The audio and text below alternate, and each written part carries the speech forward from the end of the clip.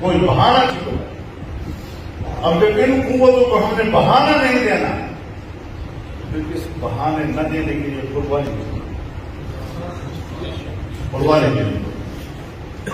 پہلے مجھے نہیں ہوگی ورنہ مجھ سے زیادہ مؤثر کرنے کے لیکن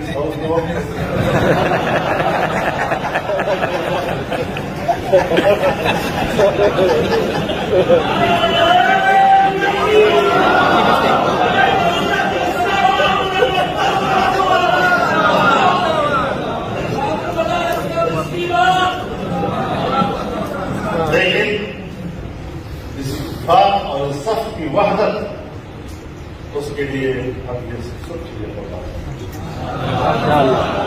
اور دوسری بات میں آج کروں حضرت اکابر جان کے اللہ تعالیٰ نے قبروں کو آسودہ بنایا. ہم ان کو واپس میں نہیں لا سکتے. اب یہ جو بزرگ بچے کچھ ہیں اب ان کو گزارا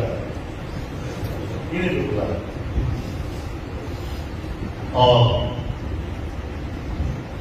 ہم آپ ایک بھی کرتے ہیں. پہلے ہماری ذمہ داری بنتی ہے کہ ہم اپنے اکابر کو عزت دیں, احترام دیں اور مقام دیں. دشمن نے نہیں کیا, ہم نے خود عزت دی. اللہ تعالیٰ مولانا مفتی محمد بدر عثمانی صاحب کی زندگی میں کروڑوں برکتیں عطا فرمائے. ان کو ان کی زندگی ہمارے لیے ایک نعمت اور میں بصیرت سے سمجھتا ہوں.